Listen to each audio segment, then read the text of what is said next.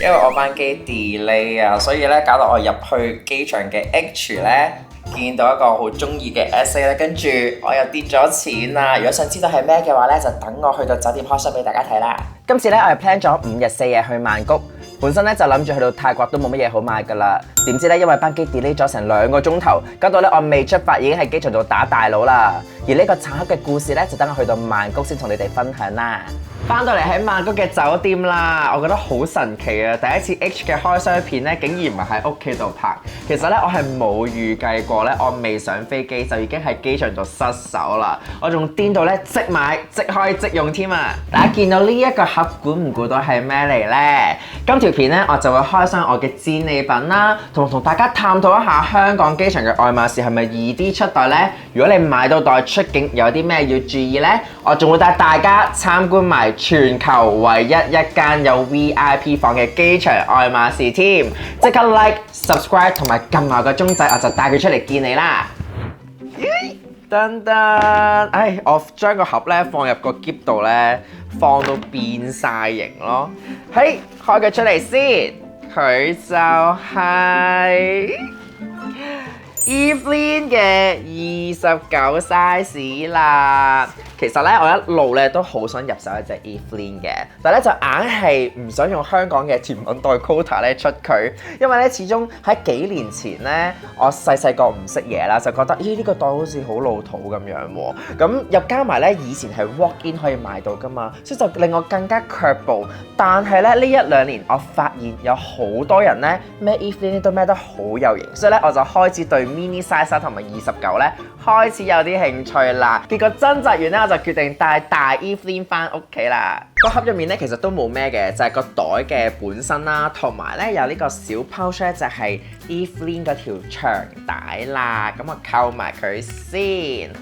咁咧原來咧 Evelyn 咧早喺1978年咧係俾當時愛馬仕馬術部嘅主管就係叫 Evelyn 同佢團隊所設計嘅，因為咧嗰陣時佢哋咧就好想有一個袋咧係可以裝得晒梳理馬匹嘅工具啦，但係咧又要有通風嘅功能，但係又要可以俾佢哋方便周圍走動，咁所以咧 Evelyn 第一代咧就誕生咗啦。其實咧 Evelyn 咧一路以嚟咧都冇咩人識嘅，直到2000年嘅時候咧，愛馬仕正式將佢由馬術部轉去皮具部咧，就開始大受歡迎啦。而我手上呢一隻咧，就已經係 Evelyn 嘅第3代嚟㗎啦。Evelyn 嘅第3代咧，係比起第一代咧多咗前面呢一個大 pocket 啦，而佢條帶咧又比起第2代咧多咗可以調節長短嘅功能，所以喺設計上咧 Evelyn 咧係一路都有改良緊嘅。大家係咪有啲奇怪點解我介紹 Evelyn 嘅時候咧，成日都將呢一面咧放出嚟俾大家睇咧？其實呢一面咧先至係 Evelyn 嘅正面嚟㗎。好多人咧都以為呢個 H logo 咧係個正面，錯啦，因為咧呢一個咧其實係一個 function 嚟嘅，就係啱啱我所講咧，設計師咧想用 Evelyn 呢個袋咧有疏氣通風嘅功能嘅嗰一面嚟嘅，所以咧呢個窿窿咧其實係要貼住個身嘅，呢一個扣係喺前面㗎。不過而家好多人咧有咁大個 H。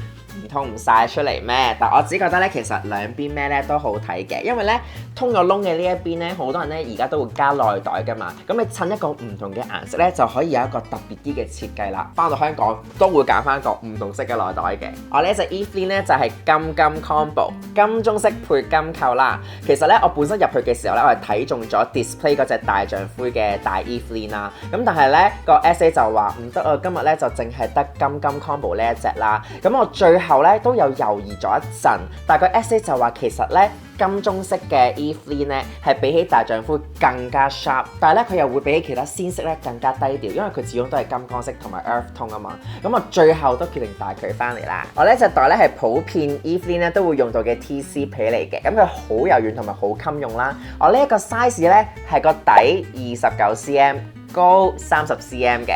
我好想盛讚呢一個 size 真係超級無敵好用，因為咧我本身去今次呢個 trip 咧，我淨係帶咗一個 Prada 嘅小廢包啦。咁但係咧我發現出門口咧又要帶環保袋啦，又要帶尿袋啦，曼谷咧有成日突然之間有過雲雨啦，又要帶遮啦，所以咧小廢包真係好唔方便。所以咧我用咗佢之後咧，我就決定日日都用啦，完全唔使諗。都同大家實測一下，究竟 Evelyn 29可以點樣 fit 晒我去旅行嘅所有嘢。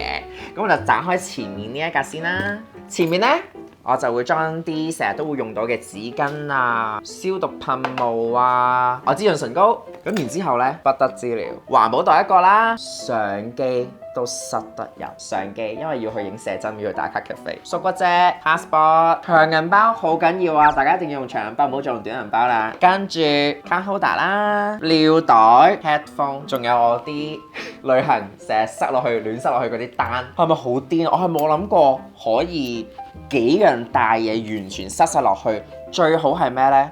我係孭咗呢連續孭咗4日啦，我都完全唔覺得攰。我覺得一嚟個袋本身咧唔重啦，二嚟咧係呢一條咁闊嘅肩帶孭起上嚟咧真係好舒服。佢比起 Kelly 原裝啊或者 Kelly To Go 嗰啲咧 ，Kelly To Go 好輕鬆冇問題，但係如果你真係用翻佢原裝好幼嗰啲帶咧，硬係會勒住嘅。同埋咧呢個袋咧，你真係可以，我而家咧係縮到最短，我斜孭咧就會 perfect 嘅。但係其實好多人咧都會將佢加 twilly 啦，咁兩邊綁呢一度，然之後咧再攞條 twilly 咧，我而家冇 twilly 喺身，咁你就可以再攞 twilly 咧咁樣綁住佢，或者用嗰啲扣咧扣住佢咧，咁就可以變一個單肩嘅袋啦。咁就我覺得係另一個孭法幾有型嘅，所以我覺得呢個袋真係，我覺得可以慢慢取代我 Chanel 2.5俾我用到爛嘅地位咯。我用完呢個袋幾日之後呢，我已經係飲恨點解我咁遲先至入手，因為佢除咗好裝之外呢，我係發覺佢好易襯衫。我呢幾日呢係我帶啲 earth tone 嘅衫啦，但係我連鮮黃色嘅衫呢我都有帶嘅，所以呢，我係覺得連 sharp 色嘅衫都襯到，佢真係冇得彈咯。我呢幾日呢喺 IG 都有不停 po 上喺我 story 啦，咁然之後呢都收到幾個 friend 呢話，哇！你孭 Evelyn 好好睇喎，冇諗過戴 Evelyn 可以咁易襯喎。咦，你哋係用緊咩顏色同埋咩 size 嘅 Evelyn 啊？歡迎喺下面留言話俾我知啊！而我呢一隻金金29又有冇燒到你呢？都可以喺下面話俾我知㗎。咁究竟香港機場嘅愛馬仕出袋又易唔易呢？我自己就覺得，如果你嘅目標係想一步到位要攞 BKC 嘅話呢，我就勸你唔好啦。除非你真係每個月飛啦，因為始終你唔可以同機場嘅 SA 呢長久建立一個關係啊嘛。咁但係如果你係我想 check 下啲甜品袋，譬如 Evelyn 啊、Picotin 啊呢類型嘅話呢，我覺得不妨一試嘅。但係當然呢，你都係要配啲嘢啦，咁你入到去可能揀下鞋呀，揀下配飾，揀1、2件衫。咁我覺得呢，你要問出口想要袋呢，我覺得機場嘅 SA 呢應該係會鬆手少少嘅。咁但係我自己又係好彩，因為呢，今次我遇到嘅呢一個 SA 呢，其實係之前利苑有 serve 過我嘅，咁大家認到，咁所以佢就好好咁樣俾咗呢個 offer 我啦，咁我都好開心，好多謝佢嘅。至於呢，我配咗啲咩貨呢？我就唔喺呢條片度詳細講啦，你可以 follow 我嘅 IG DM 我呢，我就同大家講啦。我自己今次咧都係第一次咧喺香港機場出境嘅時候咧買 MS 嘅，因為我之前咧睇其他 YouTuber 有 share 過咧，買完 MS 入境曼谷好麻煩，你一係咧就要補稅啦，一係咧你就要扣留喺海關度，但係咧我又好驚喎，所以咧其實咧我係問咗個 SA， 咦？其實可唔可以將個袋咧寄去我香港嘅地址啊？咁但係 SA 咧就好決絕㗎嘛，而家已經冇呢一個服務㗎啦，冇其他方法，買完任何嘢係要即刻攞走嘅。咁我自己咧就自用啦，所以咧其實我嗰啲配貨啊，我就全部都冇要包裝盒㗎啦。咁我呢一個袋咧，我為咗拍片咧，我就即刻開佢出嚟，自己孭住嚟上機啦。咁個盒咧，我就放喺我個 hand carry 嗰個細篋度，因為咧我要拍開箱嗰下俾大家睇啊嘛。咁但係如果大家你又好想 keep 翻晒啲包裝盒嘅話咧，其實機場嘅愛馬仕咧係一個特別嘅 service， 就係咧佢會提供一個好低調但係又好有用嘅灰色環保袋咧，俾你裝晒所有嘢入去，就係呢一個啦。你睇下。低調，唔講都唔知道你喺愛馬仕買完嘢啦。所以大家我奉勸你哋咧，出境嘅時候咧就唔好再咁招搖咧，拎住咁大個橙袋出境啦。外海關都即刻 check 下你啊，睇下八卦下你買咩袋啦。一場嚟到，梗係要帶大家睇埋機場愛馬仕2樓嘅 VIP 房啦。聽 SA 講咧，呢度係全球唯一一間機場愛馬仕有 VIP 房嘅，成間房咧就大約200尺左右，喺疫情期間咧大裝修過，牆身咧就用咗好獨特嘅藍色，襯翻愛馬仕 signature 嘅木飾家具。最正嘅係咧，平時咧我哋咪要匿埋喺個小黑房度開箱嘅，呢度咧終於都唔係喺個黑房裏面啦，又有4塊玻璃窗，望住一望無際嘅停機坪。懷住出發去旅行嘅心情，一邊望住藍天白雲，一邊開箱新袋 Perfecto。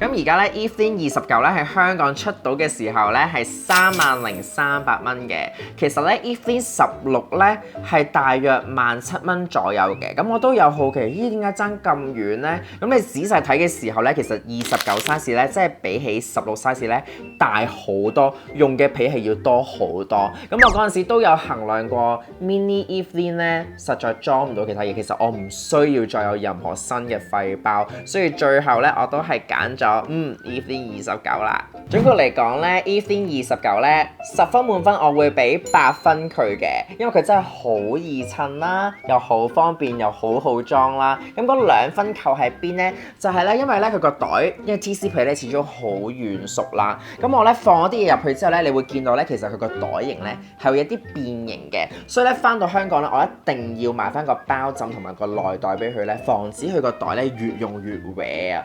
咁咧。呢幾日喺曼谷，其實我都有去過 Siam Paragon， 同埋有去過 Icon CM 嗰個 MS 嘅。咁但係裡面咧其實好多袋啦，但係其實全部都係 display only。我仲見到我嘅 dream bag 就係 Mini Lindy 嘅漫畫錄啦。咁但係問極咧，啲 SA 全部都係 no bags 咁樣啦。咁所以咧，其實喺曼谷買袋咧都真係幾難嘅。咁我聽日就去機場啦，希望我盡最後一搏。希望有好消息帶俾大家啦！希望大家鍾意我今次嘅分享啦，我哋下條片再見，拜拜。